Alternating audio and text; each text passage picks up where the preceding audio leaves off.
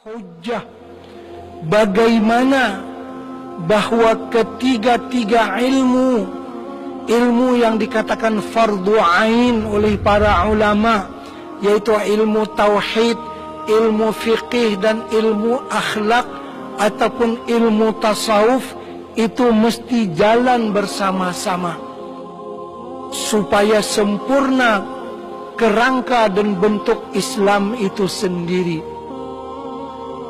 Apabila tertinggal satu daripada tiga, maka akan timbul fahaman-fahaman yang sesat, fahaman-fahaman yang menyeleweng daripada akidah Islam yang sebenarnya. Karena itu pernah dikatakan, man tasawwafa wa lam yatafaqqah faqad tazandaqa. Orang yang hanya perhatiannya kepada ilmu tasawuf tidak berimbang dengan perhatiannya kepada ilmu fikih, orang itu dikhawatiri menjadi zindiq. Apa maksud zindiq? Dia terkeluar daripada agama Islam, dia tak sadar bahwa dia keluar daripada agama Islam. Itu makna zindiq. Kalau begitu salahkah belajar ilmu tasawuf? Tidak salah. Yang salah apabila belajar ilmu tasawuf tidak berimbang dengan fikih dan juga tauhid. Hanya tasawuf saja. Kadang-kadang dalam pengajarannya boleh sampai tingkatan tamat sembahyang. Nah, ini ketinggalan fikihnya. Setinggi manapun makam dalam ahli tasawuf, tidak ada makam libur salat, tidak ada makam tidak wajib sembahyang. Kalaupun mungkin terdengar ungkapan sebagian ahli tasawuf yang berbicara, kami telah sampai ke suatu makam yang sudah tidak wajib lagi sembahyang. Ungkapan-ungkapan yang demikian itu jangan dihuraikan seenaknya saja.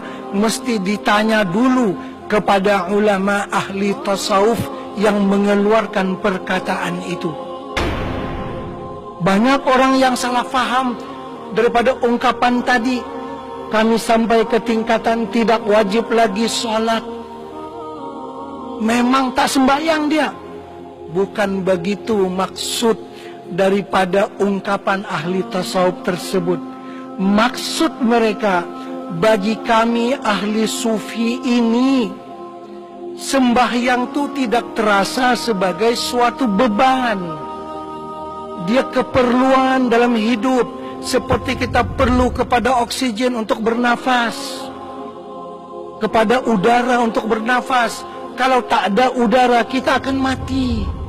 Itu maksud mereka. Kami sholat itu tidak wajib, maksudnya tidak terasa bagi kami sebagai satu beban, tapi kami mengerjakannya banyak sekali saban hari. Bukan orang itu tidak sholat. Nah, ini salah faham. Mereka sangat banyak sholatnya, tapi sholat itu tidak dirasa sebagai satu beban. Memang bagi orang-orang yang malas, sholat itu terasa beban. Allah berfirman, wa innaha lakabiratun illa 'alal khashi'in, yakni wa innaha lathaqilatun. Sembahyang itu sebenarnya berat, kecuali orang yang khusyuk baru dia rasa terpanggil. Ini contoh orang yang cuma bertasawuf tapi meninggalkan tauhid dan fikih. Jangan. Ketiga-tiganya dipegang sama-sama. Begitu juga kadang-kadang orang yang perhatiannya banyak kepada fikih dan meninggalkan tasawuf, dikhawatiri menjadi fasik. Wa man tafaqqaha wa lam yatasawwaf faqad tafassaqa. Orang yang cuma perhatiannya kepada fikih saja, tidak kepada tasawuf, orang itu dikhawatiri akan menjadi fasik. Bagaimana fasik? Ya dia ahli fikih. Contohnya Dia orang yang kaya, wajib berzakat dengan perdagangannya. Seminggu lagi sebelum sampai haul, dihadiahkannya hartanya kepada istrinya. Ya sudah bukan punya dia.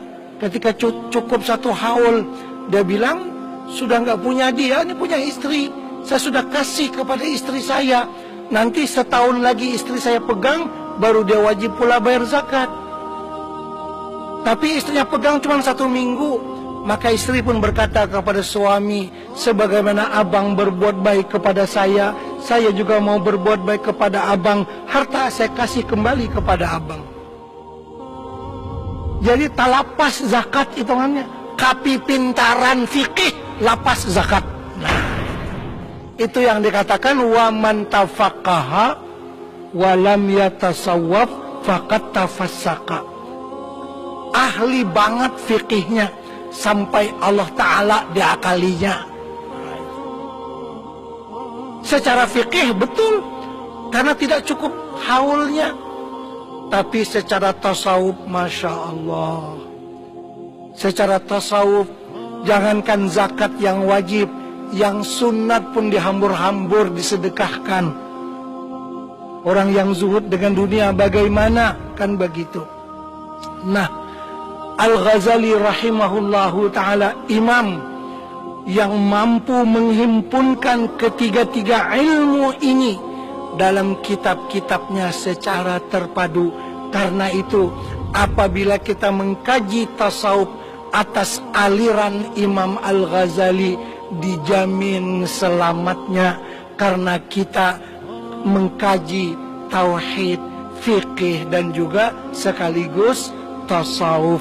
Bukan tasawuf melulu ataupun fikih melulu, tapi adalah dibarengkan semuanya itu.